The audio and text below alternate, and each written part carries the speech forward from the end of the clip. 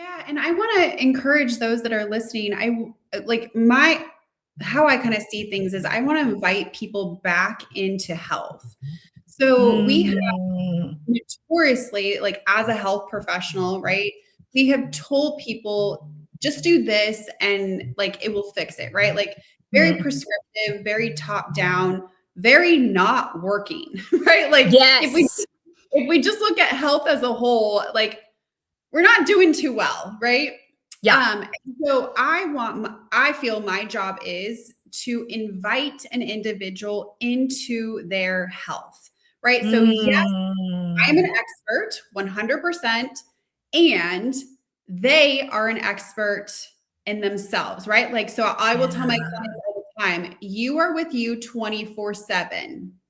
You know way more about you than I will ever know about you. And so together we come together and form this really awesome, empowering team to support you in creating the health that you see for yourself. I can't Mm. do that alone, Yeah. right? Because Yeah. I just don't know. And so that also helps with having really open and honest conversations around what is really going on, because now the individual is part of their own care team versus in the past it was more like, well, I just go to my doctor maybe once a year, they tell me, here, take this pill or do this, but then I never really do it. And then right, like, so Yeah. that's not really fair to the health professional either, right? Like, so I want to Yeah. invite people into their own health because that's Yeah. where empowerment comes from. That's where agency comes from. That's where autonomy comes from. And we all want that. Hello, and welcome to the Field Podcast. I'm so glad to be here with you today. I've got a friend here with me that you might have met her on our panels. If you pay attention to our panels, back in May, we did a panel about not commenting on people's bodies that Jana joined us for. And she's back with me today on the podcast. And we're going to get to know her today through the talking points and her story and her journey and how it connects to the really important work that she is doing for people, for women today in the world, the healthy, holistic way she approaches it. And this is all going to make sense to you. She's got her own podcast and platforms to share. And we're going to give her a chance to share all of that throughout the podcast. And then, of course, it will be on our resources page where you can find all that information as well as are in our show notes. But Jana Westin has joined me today. She describes herself as courageous, ambitious, energetic, kind, and dynamic. And I told her, I love that word dynamic. I think it's fun to say. I think it's a word we underutilize. Jana, welcome to the Field Podcast. Yeah, thank you so much, Melissa, for having me. I'm excited for this conversation. I am too. And we have friends that are in our network together. They're like, oh, we can't wait to hear this conversation. So it'll be fun to let them know we've recorded it. But to start with, talk to me about your journey with self-care and caring for yourself well, and what you've learned about that and how you have seen the value in that. And also, we talked a little bit on the panel about how it changes in different seasons and being attuned to that. So talk to me about your journey with self-care. Yeah. So I love this because it helps to give the context, because I think so often we just see people for where they are and we think that's how it's always been. But my journey to taking care of myself has really come from not being healthy and actually being in and out of doctor's offices, being in emergency rooms, really struggling with my health as a whole for many years. And, some people don't know, at one point I wasn't able to walk. Like I literally lost the ability to walk. And so now when they see me walking today, there's just an assumption that I've always been able to do that. But for me, it's like, I feel so blessed to be able to walk, right? Like, so my story really comes from experiencing the lack of health and now just being like knowing how precious it really is, because I wasn't sure if I would be able to do the things that I love to do. And so there's just a deep understanding of I want to take care of this body for as long as I can and as well as I can. Sometimes I'm not perfect with it, but I try really hard to honor my body and give it what it needs. I think that's so important. What you said about people see you where you are today and they're like, well, she's vibrant and she's shines and she has a light about her and she looks very healthy, and looks very healthy is a whole other deception because that we got into in our conversation. But she appears, and without knowing our story. And that's why I always, like, ask questions, ask people what feels supportive to them, ask them what they need. Don't take one look and listen to a few sentences from them and decide that that's that curiosity lens and allowing people to share with you what that is. But yeah, when you don't have something, boy, does it get your attention on the thing that you take for granted. We take for granted that we can walk around and move without thinking much about it. And then all of a sudden you can't. And boy, it becomes real clear these things that aren't a given. They aren't an automatic. And if we don't have the resources we need to care for ourselves and have access to solutions, then, there's no guarantee we can get those things back. What was it like to kind of get that back? Did you have to learn how to walk again? Yes. I mean, literally, yes. And also there's a metaphor to that too, because that's one of the reasons why I became a dietitian, is because I was eating food that was actually making me sick. And it still is shocking to me that we're not as curious, right? Like in the sense of something that we do multiple times a day, how it's impacting our bodies, right? And so that was, again, my experience. I was doing something multiple times a day that was literally making me sick, and I had no idea about it because, frankly, like, nutrition isn't really a conversation. Dieting is a conversation, but nutrition is very different. So when I started I shared this on the panel, right? Like, I went to a GI specialist because I was literally in and out of hospitals and could not figure out what was going on. And he was like, oh, you're just severely lactose intolerant. Change what you eat and you'll be fine. It was like so nonchalant, right? Wow. And I was like, what does this even mean? So that's what made me curious. I started exploring all the foods at that time that had dairy in it that I couldn't eat because I literally couldn't digest it, and started changing my diet. And sure enough, I started to feel better. And that is where I think it really clicked for me is, okay, how many people aren't feeling well because of the food they're consuming and they have no idea, right? And so that's where the education piece comes in for me, and where I really love to support individuals, because each person is so different. It's not right, like in social media or even in diet cultures, like, you do this thing and this will get you the answer. It's like, no, not really. Like, each person is so different. I want to know, what do you need to do in order to feel, fueled and nourished so that you can feel healthy, confident, and strong, right? Like, and that's very different for each person. It is. And I think it's so interesting you say that, because I think sometimes there's an assumption that when you're a kid or you're young, they're just going through a phase. We don't like, I don't feel like we take that conversation about how we're fueling ourselves serious enough for ourselves, or even we're being educated by medical practitioners. Are your kids getting enough iron? Are your kids getting enough fiber? It isn't until there's a problem that there's a discussion about that, I feel like. Do you remember how old you were when you noticed you weren't feeling great? Or were you so used to it you didn't know you weren't feeling great? Yeah, good question, because it was interesting because there was a lot of things happening at the time. So I, as a younger individual, really struggled with my weight. And so I went on my first diet, Weight Watchers, to lose weight with my mom, right? Like, it was kind of like our bonding experience. It was kind of like, okay, we're really going to take care of ourselves. The doctor had said, we need to lose some weight. And so we went to Weight Watchers in order to support us. But at that time, Weight Watchers really recommended a lot of products to consume, like their protein bars, their shakes, and that actually had a lot of dairy in it. Well, when I wasn't losing weight on the diet, they just kept saying, oh, you must be doing something wrong, right? Or restrict more calories. There was no, Like there was no like, oh, like what's going on with your stomach, right? Like why is your stomach still hurting? Why are you not losing weight? Like, so that's another thing, right? Like I was doing the diet, I was doing the right thing, and I'm air quoting that, but it was Yeah. actually making me more sick.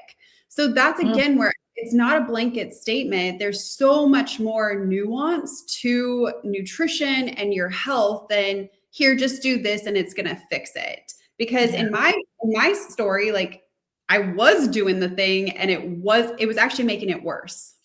Wow. And this idea that there's a one size fits all, it's so interesting to me that the program wouldn't be like, or is there something that we're doing in our products that might be causing some people some harm? And again, it just goes back to that, this idea that our bodies are all going to process or move or respond in this one way when it's just not true. And, I feel like we're still searching for, and that's why the role you have is so important. I keep bringing up curiosity, and it sounds redundant, but curiosity is your friend because Yeah. it allows you to ask more questions to get to the root of. And you said something so important, and I think this becomes a real identity issue, especially for women, that you're doing something wrong. I mean, I don't even like the word diet in itself. I like the word nutrition.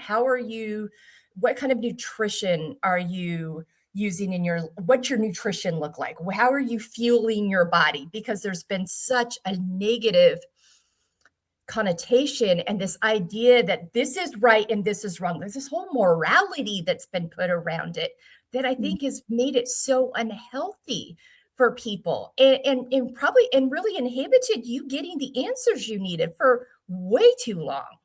Yeah. Well, and I think that's something I'm so curious about, like this and how social media is, supporting us, because there's a lot of really Sure. positive things about social media. Absolutely. And also maybe how it's being used to our demise, right? In the Yeah. sense of like women are constantly now being marketed that something is wrong with them and that someone Mhm. else has the fix, right? Like someone Yeah. else knows better than you do. And I think we just need to be really cautious about that, because my job as a dietitian and also as a coach is to understand, what do you know that we can really lean into so that we can build trust, right? And Mhm. right now, especially in the medical arena, there's a lot of mistrust. Yeah. But when we think about it, there's also a lot of mistrust with the individual, right? Like, so I always say, like, do you Mhm. trust you? Because Mhm. really looking at creating a healthy relationship with food and your body, well, now we get into some other conversations of like, okay, well, do you do what you say you're going to do? Mm. If you're not doing what you say you're going to do, then you don't even trust you. It's not about someone else. You're Oh, not even trusting yourself, right? Like, so that's where, mm. again, in the conversation, in the coaching space, in the health space, I don't really care what your neighbor does. I want to Mhm. know, what do you do? And is that really support? Like, are you in alignment with you? That's the ultimate goal. Yeah. That's it right there. Are Mhm. you in alignment with you and being willing to trust yourself and bring the questions and get curious about that and go down that. Oh, thank you so much for that. There's your self-care nugget right there.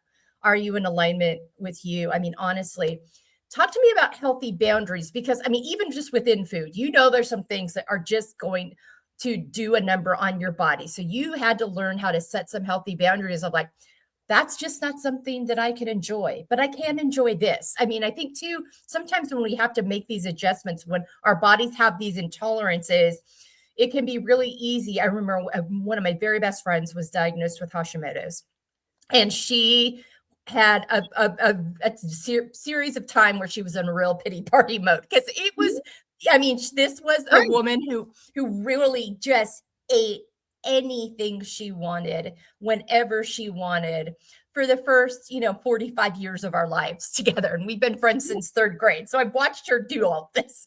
Yeah. And then all of a sudden it was a sharp left turn, and there was a mourning period for Yeah. her where that freedom didn't exist anymore.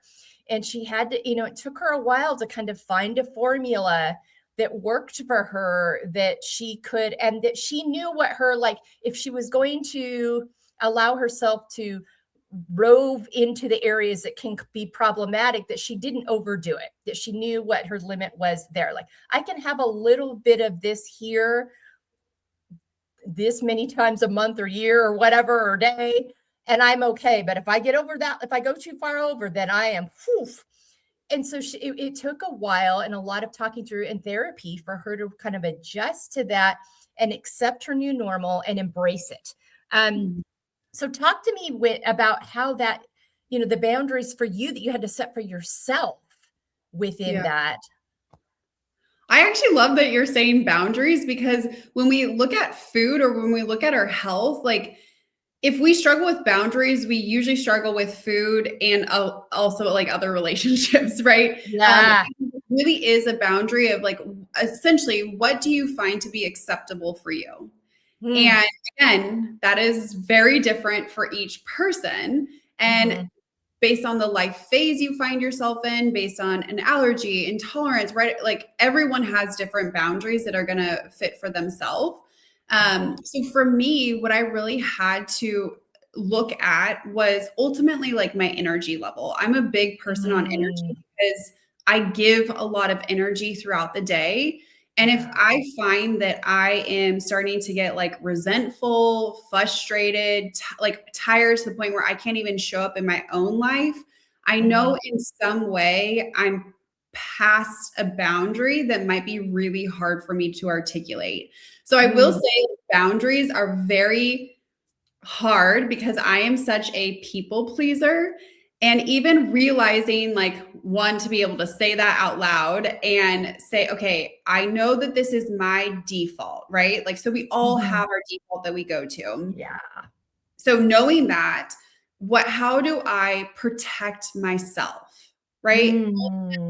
Boundary. So if I know I'm a people pleaser and I can easily want to give, how do I ultimately protect myself to be able to say a new middle ground, right? And it's very, very small steps. Like, so this is where it's not going to be, okay. And this is another thing, like, right? Like with diet culture, it's like, you're either all in or you're all out. That's too extreme of a step.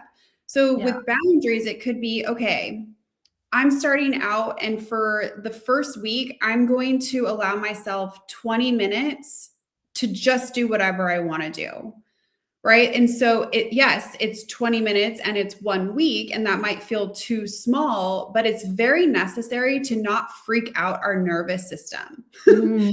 Yes. So we're creating that protection and that boundary and that safety with our body to say it's okay to change, right? That's ultimately what we're signaling to the body. Yeah, because our nervous system equates what it's used to with safety. And so if you do like this abrupt change, the alarm bells start going off and it doesn't adapt. Yeah. Yeah. And usually it's not like so there's one thing to share out the boundary, but it's another thing to keep the boundary, right? Like, so again, that's where it's like small things of like, maybe we're starting out, like if you're supported by a coach, maybe you're sharing out like, hey, this is something that I would like to do. Maybe that's the first step. And then now that you've been able to share that, now we look at, okay, how can we start implementing those things and keep to those boundaries? Because I found like, that's probably the hardest part, is keeping to them, right? Like when you say, for example, okay, I'm going to go to the gym.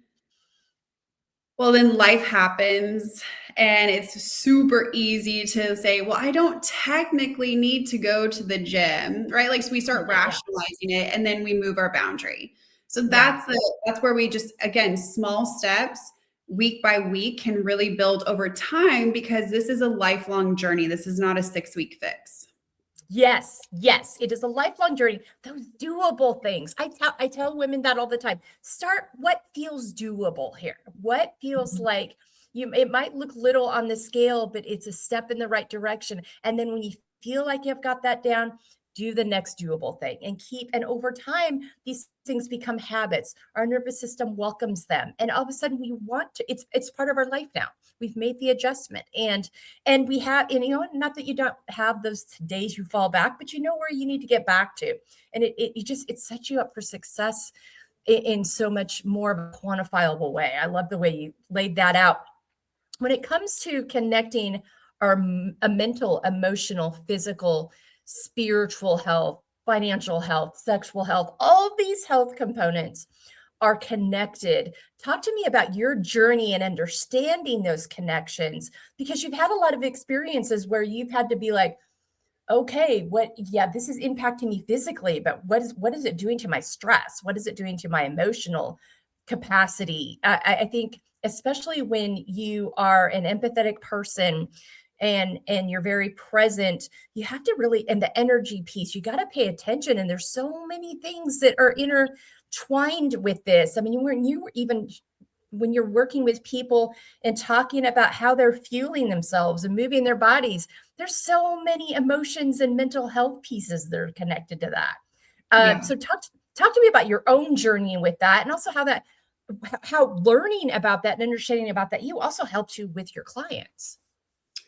Oh gosh, I feel like this is just a God moment, in the sense of like, this is what I'm supposed to do. So God was like, here, you're going to experience all these things in order to get like literally get it, because you experience it. So like, that is where I say like, yeah, I'm an expert. And also I've experienced almost everything that I'm talking about, right? Like, I'm not just saying it's like in the literature and it's like good for us. Like, it was a necessity to do in my own life.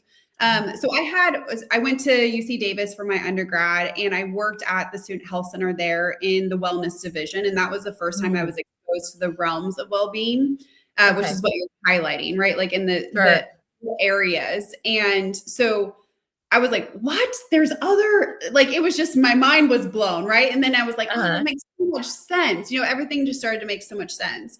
And then as becoming a dietitian, especially working with women that are maybe emotional eaters or stress eaters, well, oftentimes they think it's food is the problem, but food isn't the problem. If we root cause that, it's the emotions or the stress that we're experiencing. And then we use food to cope, soothe, distract, calm, right? Like, so food is actually the tool that we're using to try to get to a more sense of regulated state, right? Yeah. So when we deep dive into that and to really root cause that and address it, we have to explore the emotions that typically likely we're not expressing because we're stuffing them.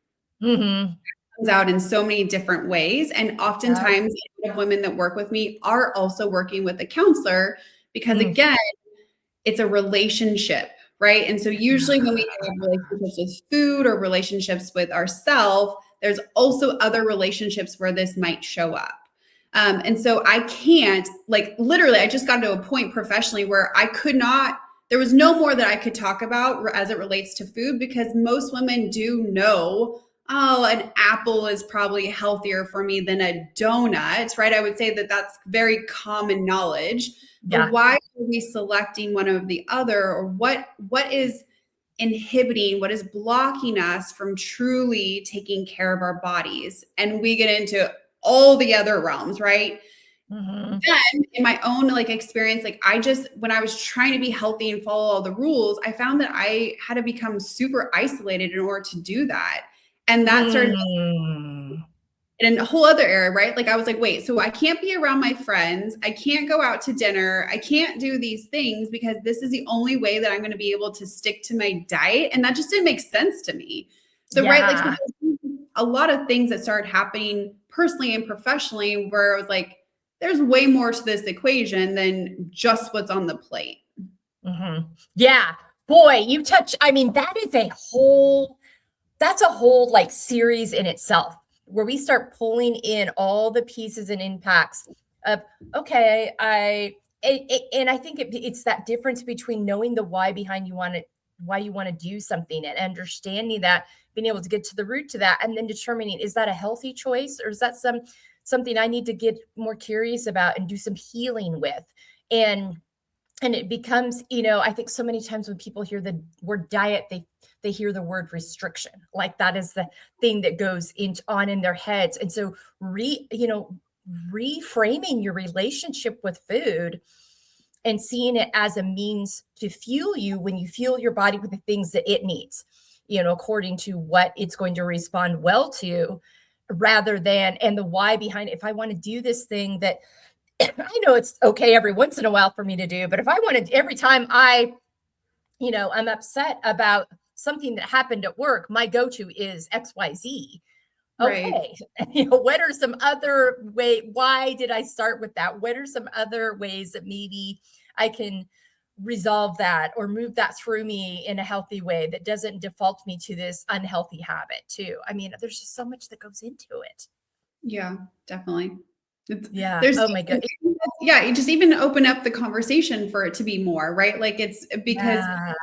that in and of itself can be healing of like, oh, okay, like like food doesn't have to be perfect in order to see results, because now it's not the sole thing that we're going after, because it Yeah. never has been the sole thing to go after. Yes, yes, yes. And you do this. I mean, I love you. Your curiosity with your patients is so beautiful too, because you ask them questions that they're not necessarily expecting when they come in. You're asking them, what do you need? What do you hope for? Not how much do you weigh, or, what do what things do we need to cut out here? I mean, you have a really caring way because trust in this realm is so important too. We need to trust ourselves to be able to feel and process and move through all that's going on with this, but we need to do it in spaces where we feel safe. Yeah. And our nervous system won't allow us to do that if we don't feel safe. Yeah, and I want to encourage those that are listening. How I kind of see things is I want to invite people back into health. So we have notoriously, like as a health professional, right? We have told people just do this and like it will fix it, right? Like very prescriptive, very top down, very not working, right? Like Yes. if we just look at health as a whole, like we're not doing too well, right? Yeah. So I feel my job is to invite an individual into their health, right? So yes, I'm an expert 100%, and they are an expert in themselves, right? Like, so I will tell my clients all the time, you are with you 24/7. You know way more about you than I will ever know about you. And so together we come together and form this really awesome, empowering team to support you in creating the health that you see for yourself. I can't do that alone. Yeah. Right? Because Yeah. I just don't know. And so that also helps with having really open and honest conversations around what is really going on, because now the individual is part of their own care team versus in the past, it was more like, well, I just go to my doctor maybe once a year. They tell me, here, take this pill or do this, but then I never really do it. And then, right? Like, so that's not really fair to the health professional either, right? Like, so I want to invite people into their own health, because that's where empowerment comes from. That's where agency comes from. That's where autonomy comes from. And we all want that. Yeah. And the accountability piece, like you can't do it for them. We have to like choose that for ourselves. Yeah. Oh, I love that invitation into your own health. I think that changes the whole conversation. Thank you so much. That was so good. All right. Living unapologetically, as yourself, knowing you deserve to take up space. You don't need to apologize for being in the room for who you are, and also inviting other women into that. Talk to me about your journey with that. And I think this work starts with us. Like it starts with us knowing our own value, not leading with, I'm sorry, every time you need help or have to ask a question. And this has been a journey for me, like a journey. But it is also, as I've done it, it's enabled me to then see others' value and invite them in. And instead of the scarcity mindset, it's an invitational mindset. You do that as well. Talk to me about your journey getting here and what you've learned about that. Oh my gosh. Therapy is amazing. Like I struggle with that so much. So I would be really inauthentic if I were to say like, oh, I got it, because I don't. And I am actively working in counseling to feel safe taking up space. feel safe sharing an opinion that might not resonate with everyone. Like, right. Like my people pleaser is like, I want everyone to like me and I want everyone to like, I'm pretty neutral because of that. Right. And so as I've started to share more and more, it's really been a body experience to be like, okay, and I got you. I got you. Right. Like we are safe. You can step outside. You can share your light. You can share an opinion. People can disagree with you. Nothing's wrong. Right. Like that has been a huge dialogue. And it's something that I'm continuing to work on to be able to really live my best life, if you will. Right. Like I do. This is where spirituality comes in of like, I have been given this quest, if you will, like this has been placed on my life. And I would not be living up to that calling if I don't, right? Like that's why I say like I'm courageous because I have to have a step forward to start sharing that and be okay with whatever that is. Because I found actually, I did this in my own coaching as well when it comes to business. I was more afraid of success than I was of failure because success requires more of me, right? It actually out of my comfort zone. It requires me to follow through with what I say I'm going to do. It requires me to get into bigger and different rooms. Like it requires so much more of me. And I was still can be petrified of that because I'm like, oh my gosh, like why me? Right? Like, yes, we do that to ourselves so much. Yeah. So that was a huge aha for me, right? Like I wasn't actually afraid of failure because I thought like, oh, I'm just afraid to fail. That's why I'm not going to really put myself out there. But it was truly the fear of success that was stopping me, which is a very different lens to work with. So I think we all maybe feel this way. And I think that's where we need to make it okay and also share like, oh my gosh, yeah, I'm scared shitless too. Like, let's do it. So where we can really support each other as women and be in that space of like, you got this. Like, I know you're scared. I know you're nervous, but like, you can do this, right? Like, and that encouragement and compassion and support is so helpful to be able to keep, sharing your voice. Yeah, and showing up every day. I really think the way you reframed that is important because I think more people are actually, you'll hear people say, oh, I'm just afraid of the failure. I got to get over being afraid of the failure.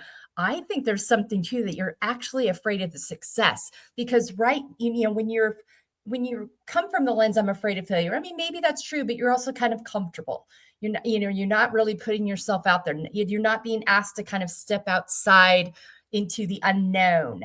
And so comfort kind of keeps you like, well, I'm just going to do this to make sure I don't fail. When actually, if I don't do this, how I can't, and what happens if I succeed? What if they want more of me? What if I get more voices, more ask, more? Can I do it? I think that's the key. Like 100%. It's like, can I do it? Right. That is a huge question that it can be very intimidating. Yeah. Yeah. And I think it's also one of those things you just have to, and I'm learning this too, as I build this platform, which is completely different than anything I've done before. I was an HR person and I worked in nonprofits for years. This didn't become my lane until it'll be 5 years ago this summer when I started down this road. And each step I take is that next thing. And I try to remind myself, like, what is going to bother you more if you don't do it and you always wonder, or if you do it and it just doesn't land? Okay, then it just didn't land. But now you know. Or it might really land and it might really take off and it might ask you to step out and do and be in spaces and places that you didn't know if you had it in you to do. But there's only one way to find out, but it's scary. But that's why that network of people around you is so powerful to remind you of that they're there for you and that they're there for you through all of it. And it's like, I'm here, whatever you do, you're awesome. This isn't your identity.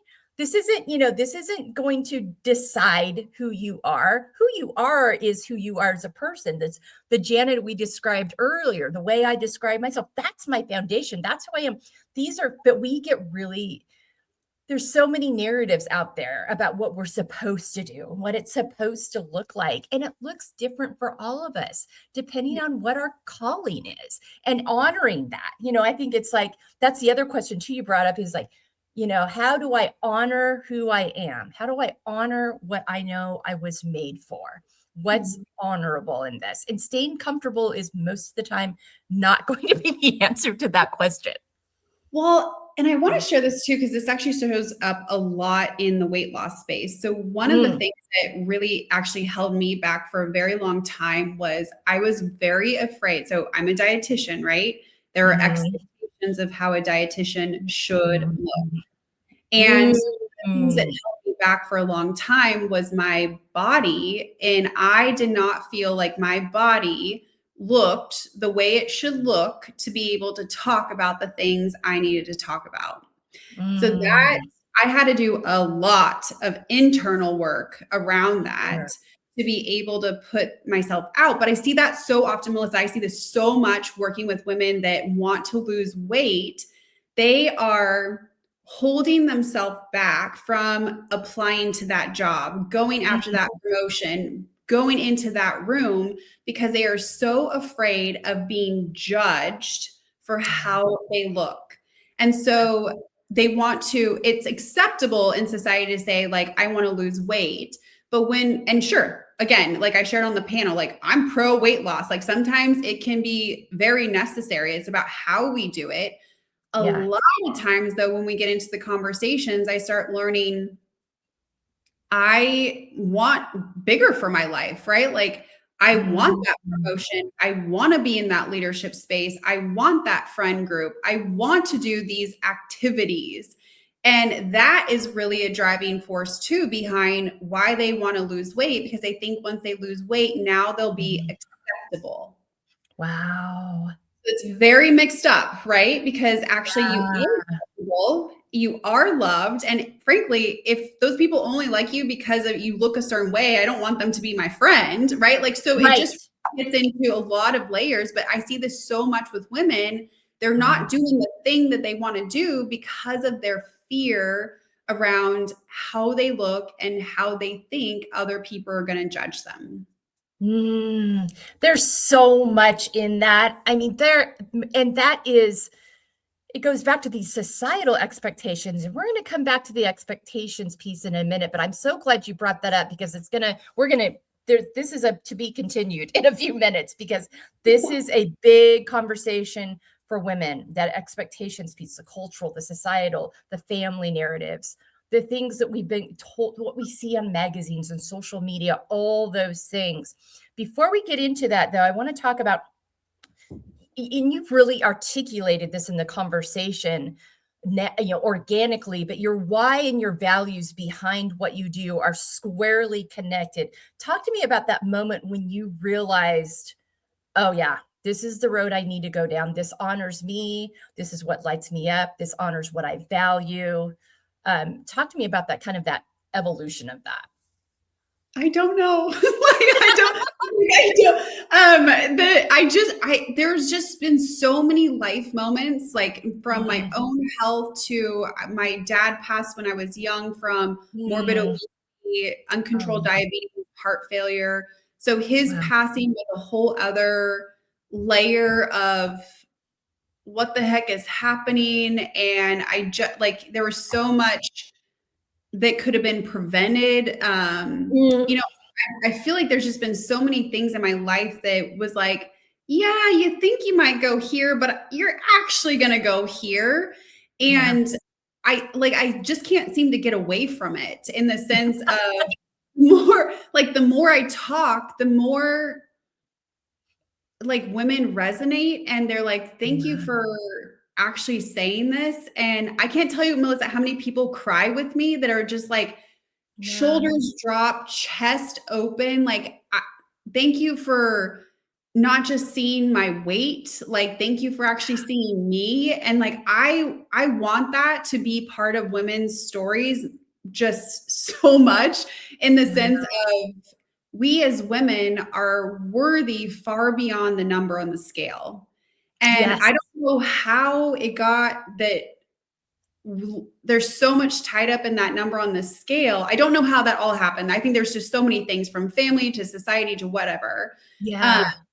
but I think I just had that moment for myself of like, I'm no longer being defined by this number. And if I'm not defined by this number, then what am I defined by? And that's where my values came in of these are my values. This is what I define it by. And this is how I'm going to move forward.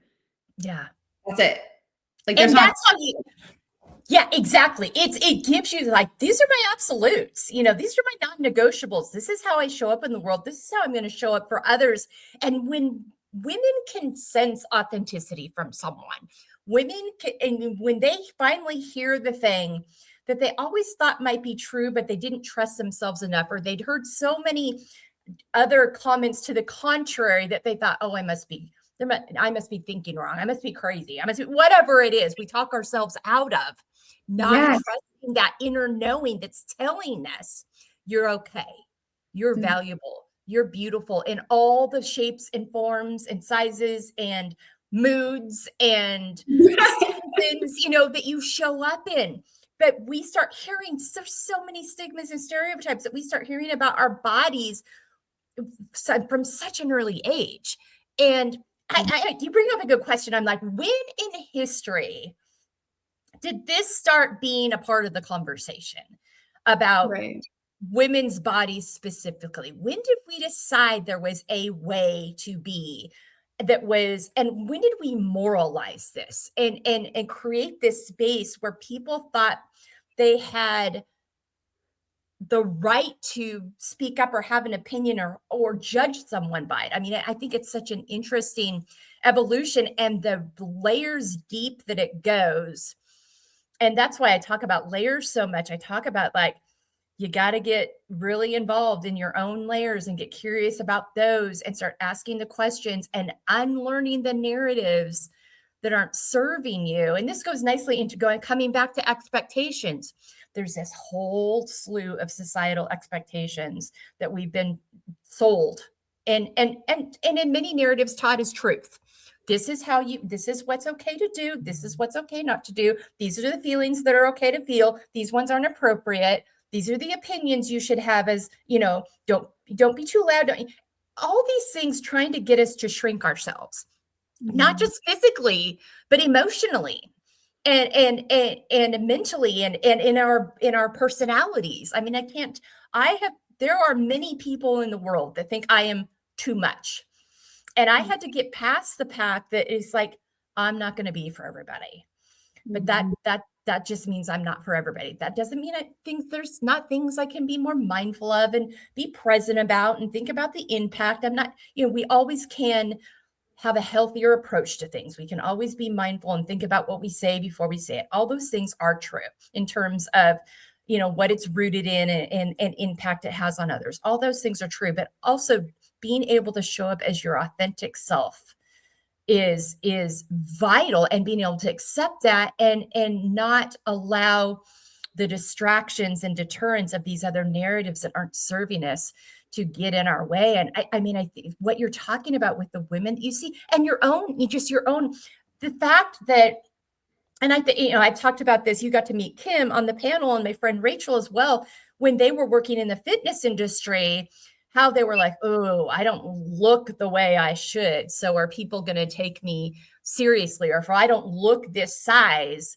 they aren't going to take me seriously. It's like, what happened to just being healthy and to just showing up, or just being in a season where I'm figuring out some things. Things have been a little bumpy, whatever. Where did we decide that equating our appearance to our intelligence and our capability had any connection at all? I mean, and I just think it's especially for women. Men, there's some things that men deal with. I mean, I'm not saying it's exclusive to women. I mean, my husband's been having a conversation lately about his hair is still very brown, but his beard is gray. And when he shaves off his beard, it does make a difference in how old he looks. He's like, I wonder if I should shave off my beard again. It really does make a difference. I'm like, I mean, if you want to, I maybe at this point in Yeah. the game, but Yeah. I remember, but even like my sister-in-law, when she was looking for a job in her late 50s, a company had sold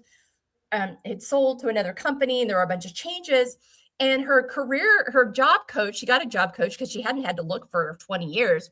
She's like, you need to dye your hair. If you go in with all that gray hair, they're never going to hire you.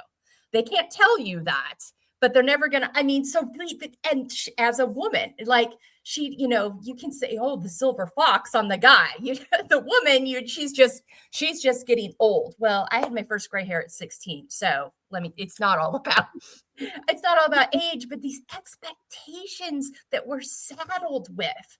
Talk to me about how you have been able to shift yourself in your own journey from just, you talked about it a lot when we talked about the unapologetic piece. Is there any more that you've learned about dealing with others' expectations versus what you know is true for you?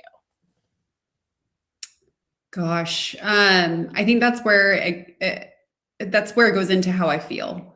So my emotions and my feeling, my internal atmosphere is really important to me. And so even if there is an expectation of XYZ, but I can't align with that, usually something happens body-wise, like pretty quickly. Where Yeah. mine is, it will show up in anxiety or I can't sleep. And so I know something is off because my two of my biggest values are freedom and well-being. So I know I feel confined, and this could be in many ways, or if it's starting to affect my well-being, whether it be mental, emotional, physical, spiritual, those things, I know in some way I need to make an adjustment. So I am a very intentional person about that, and really try hard to live intentionally and assess that. Sometimes to a fault, right? Like sometimes I'm just like, okay, got it. Sometimes you just got to move forward and move through those emotions. But I think that's also what you were highlighting, Melissa, is where it comes into like habits and behaviors. Because for someone like, that's not a weight thing actually, right? Like, so I mentioned on the people, I've worked with anorexics that are very thin, but they don't have the habits and the behaviors that are supporting their well-being, right? And so where it gets really wonky when we start just focusing in on weight is it only gets us so far. And then I want to know, what are those habits and behaviors that we're engaging in on a routine basis, because that tells us much more, right? Like, so I could have someone, and I have had someone that smoke and drank, and that's how they maintain their weight. But that it's healthy, right? Like, so bringing in that curiosity aspect of, well, tell me about your habits throughout the day, because that's going to give us way more information than tell me about your weight. Yeah. And that's a great example of where weight can. I remember when it was when I was probably still in high school going into college, and there was no smoking in restaurants, and all those things was starting to all of a sudden be a thing. There were many smokers in my family, and they were afraid to quit smoking because they were like, I'm going to gain weight. I can't quit smoking. How about if you like save your lungs and start, like, I don't know, paying attention to your nutrition and move your body and engage in relationships in a less toxic way. I mean, there's so many things that go into it, but they were afraid to quit. And it's like, so that thin person that you saw that's smoking a pack a day, not so healthy just because they look a certain way. I mean, I think that's just but going back to those expectations. And so thank you for sharing that. I think I'm going to say it again, but it goes back to when you feel yourself starting getting judgmental, or you feel yourself starting to feel a certain, believe a certain stereotype or stigma that's out there, stop and get curious about that. Is that actually true? Or is that just the thing that you've heard and you treat it as truth? Yeah, I want to talk to that just a little bit, because usually when we start to get judgmental, like women to women, right? Like if we start judging this body, oftentimes it's not necessarily the image that we're going after. It's how she's caring for herself. And there's assumptions with that, right? Like, yes, sure. we're assuming that she's probably doing something different. But in those layers where there's an assumption that she probably has some time to herself. She's probably going to the gym. She's probably eating really nourishing food, right? Like we start to assume a lot of behaviors about that person. So it's not necessarily the look, although there is a portion of that, but we start to really get jealous that they're actually doing those things that you want to do, right? So that just a lot of like for me as a coach, I'm like, yes, you just gave me so much information as far as what you are being called to do for your own health that really has very little to do with that body size. There is that portion.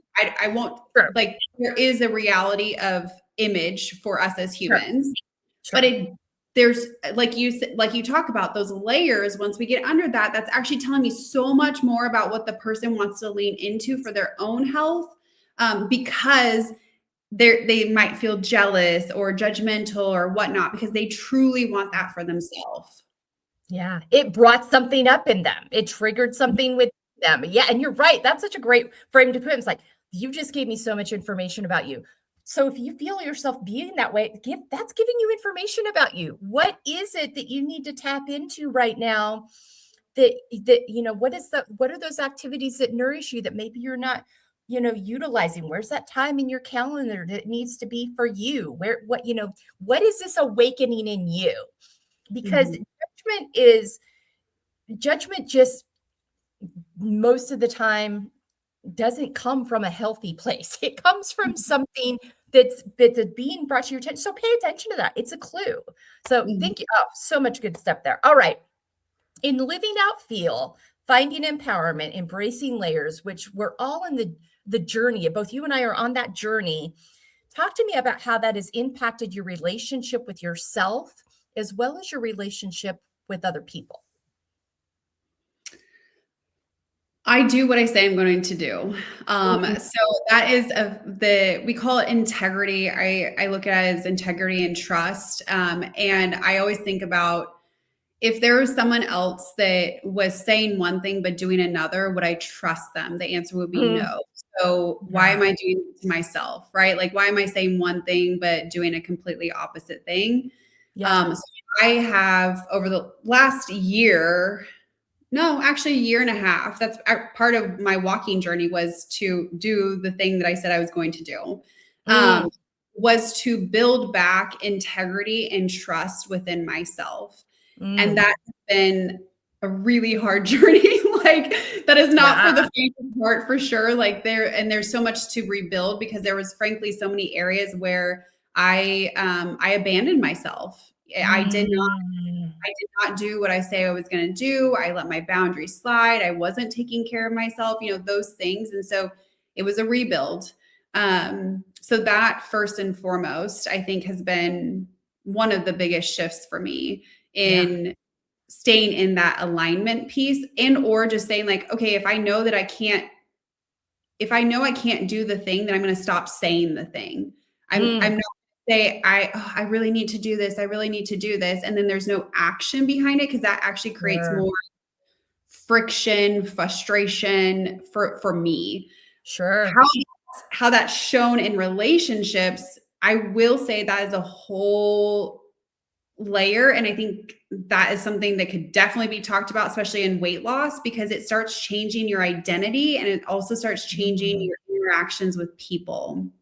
Yeah. And now when you actually follow through, and now when you actually establish boundaries, and now when you're actually caring for yourself, one, it changes how you see others, your standards, your expectations, the environments that you want to be around. And so there is a shift that happens. And I don't think we talk about that enough in self-care or in weight loss of how those relationships will change because it's required to change for you to do what you need to do.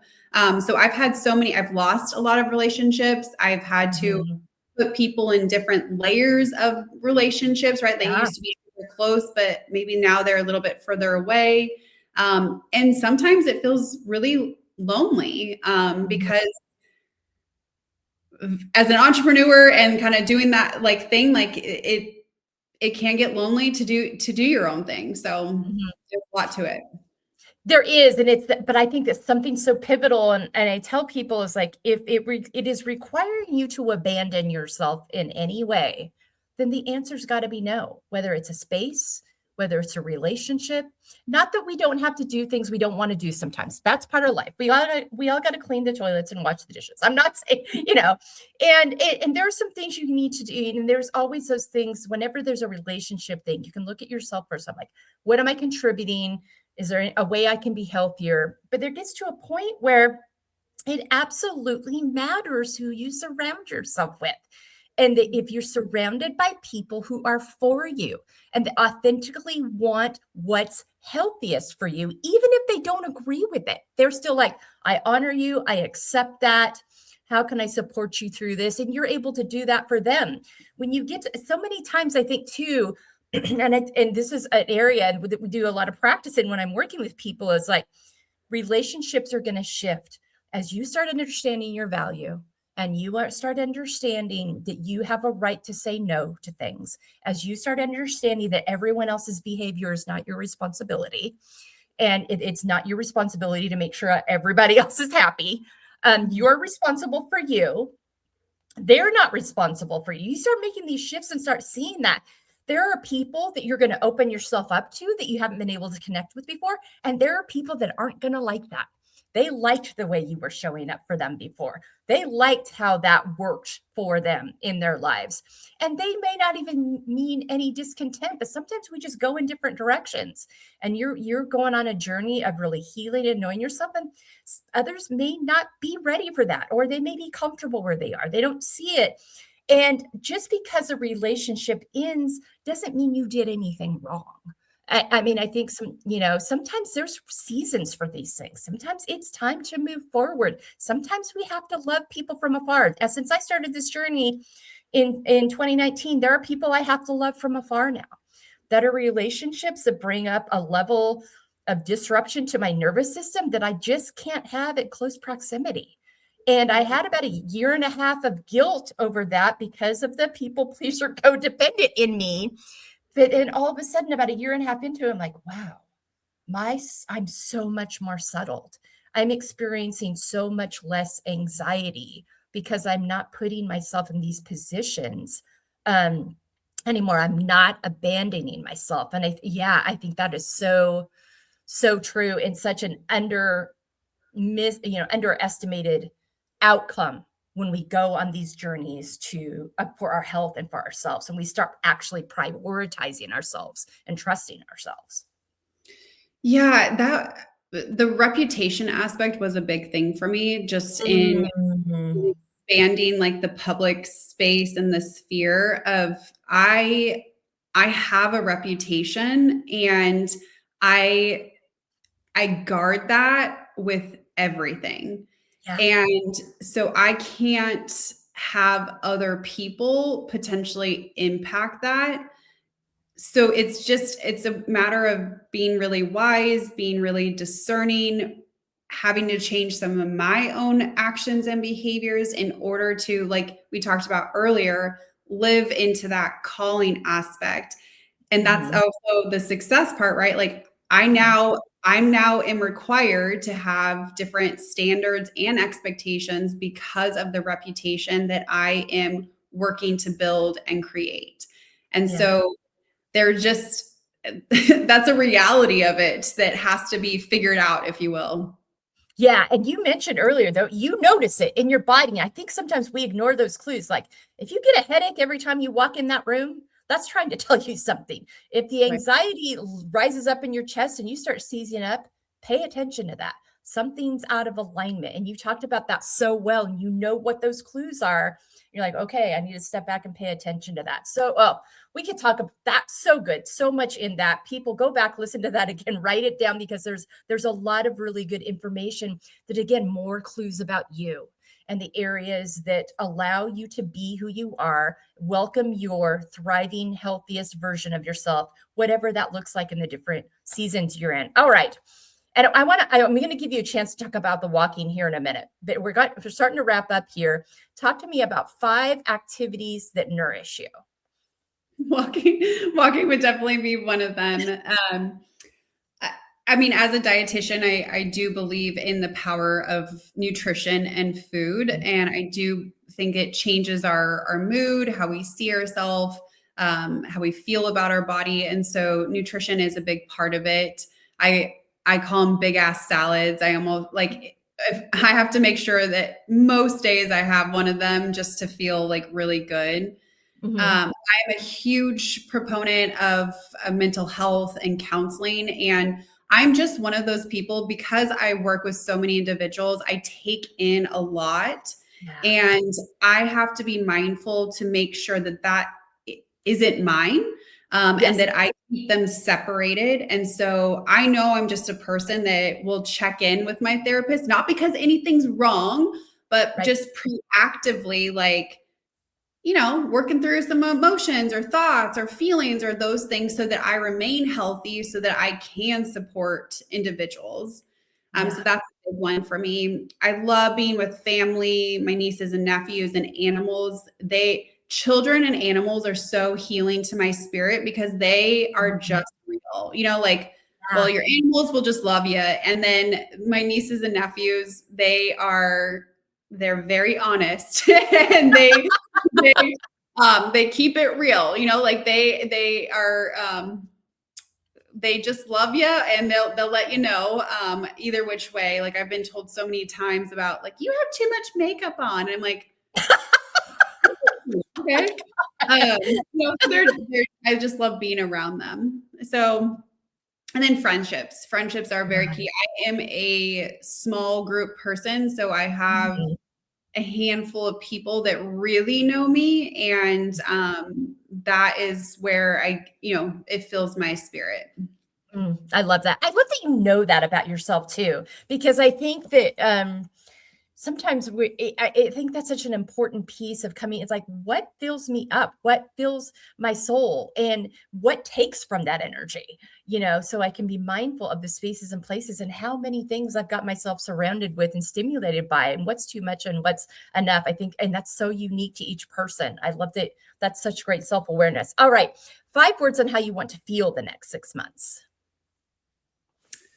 This was a hard one for me. I want to, well, I already do feel excited. So I want to continue to feel excited. I am actively solving for peace. That is something I'm like, the question that I ask when I'm making decisions is how do I solve for peace? And that's been a really powerful question to ask, but also it gives such quick clarity of, okay, I need to do this then. So really creating more of that peaceful energy, because I can lean more toward that anxious energy. And so I'm really working to talk with my anxiety, learn more from it, and understand it to have that alignment. Writing that down. That's really good. Yeah, adventure. I want to be adventurous. I don't know if that's a feeling, but I just want to like the world is my oyster, or whatever that saying is. I want to just take it all in and be very adventurous and see what comes. I'm in a big transition right now in my personal life. And so really being open to experiencing that. And then going towards joy. I love joy is so nuanced because it's not in isolation either, right? Like kind of those layers. And I found that joy is almost, for me, oftentimes they're on the backside of it might be some grief or some loss. Like there's duality to it. And so I'm trying to open the space for more of that. Yeah. The duality piece. I think it's so important that we believe and understand that we can feel multiple things at once. And that just because we might be coming off of a mournful period or a difficult period, and we can feel joy about that and an excitement about the new thing to come, and allowing our space for all of that. We don't have, there's no room for this one. There's room for all of it, and being open to that. I love the way you described that. That's so good. All right.